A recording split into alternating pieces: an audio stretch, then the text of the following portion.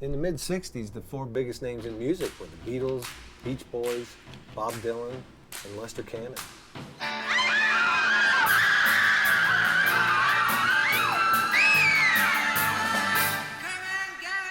I met Lester in 1958. We went to the same high school in Waltham. Now, this was a long time before he had gained any sort of notoriety. He was just this scrawny kid from Boston. He wasn't popular. Most of the girls didn't even know he existed, but his drive to succeed was unbelievable. In the early 60s, New York emerged as a major center of pop music, with producers like Lieber and Stoller and Phil Spector, and all the professional songwriters writing in that area around the Brill Building. So it's natural that a talented guy like Lester would want to enter into that world.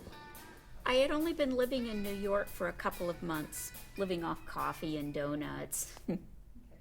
I met Howard Kirshner, the producer, through some of my girlfriends who were working as session singers on some of his records. When I met Lester in 1962, he had already started to be recognized in the club circuit as a vocalist.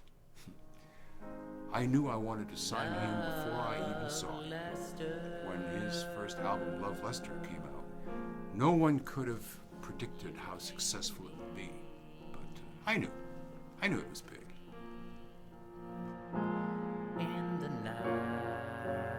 Unfortunately, a lot of people don't remember this now. I think it's because of the Beatles coming in '64 that a lot of people don't recognize Kannon for the musical genius that he was.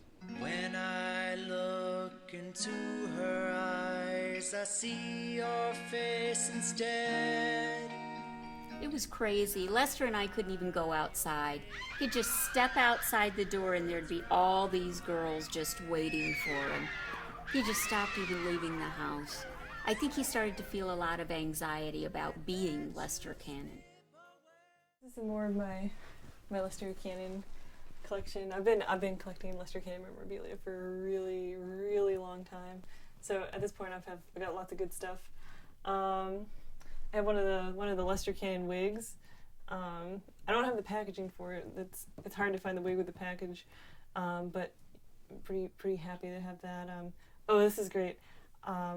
One day I was just eating a bag of chips, and I came across this one chip, and it totally looks like it's got Lester Cannon's face on it. And I was just like, wow. And back here I have, let me just reach up here. I have an original Lester Kannon doll.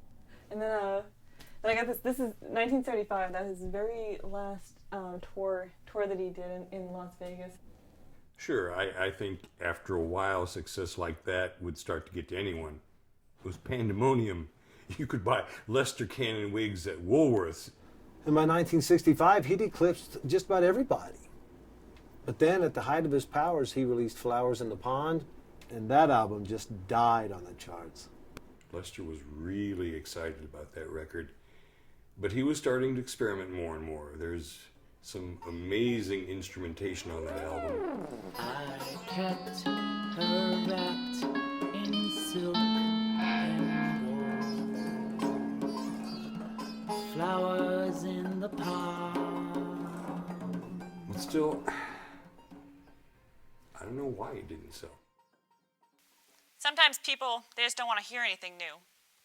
They didn't appreciate what I was trying to do. I only ask because it seems like you just walked away from everything after your last album.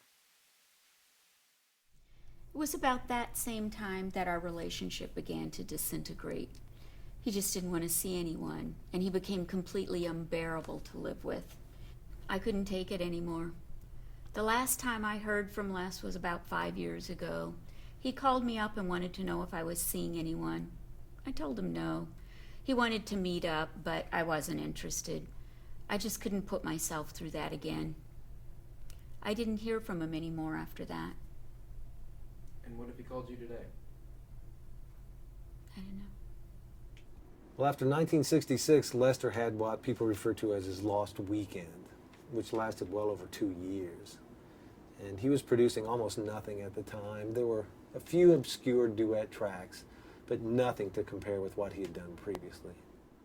I'll tell you, it was sad to see.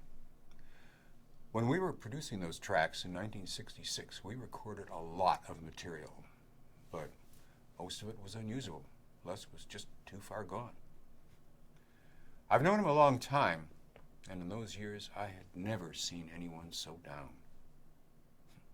He was a messy drunk. He'd beat you drunk to record. I wasted a lot of studio time in those 2 years. How can someone who's had so much success, made so many great fucking records, changed the lives of so many people, be a failure? Sure, I still love him, but he's got his own life now. I don't know where we'd be if we'd stayed together. Things would be completely different. I think it's wrong to think that the story of Lester Kannon is over. I think that if he wanted to, he could still make great records today. I'd like to work with him again. You can't ignore the fact that in 3 years he changed the American music industry. And I hope, for all that he's gone through, that he'll be remembered for that. Ultimately, Lester Kannon will be remembered as music history's lost genius. The man who had everything, sacrificed nothing, and yet, I think, lost it all. The man who defied convention and helped change the face of popular music as we know it. Unfortunately, he'll also be remembered as a star that burned too brightly and then faded into obscurity. Or, as it was aptly stated by John Fox in his biography of Lester Kannon, when you've made your millions, when you've said everything you had to say, when your peak has just passed, what happens next? What happens next?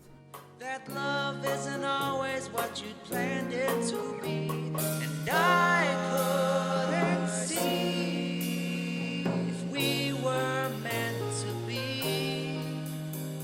And each night I dream that you'll come back to me. And yesterday has come and gone. Yesterday has come and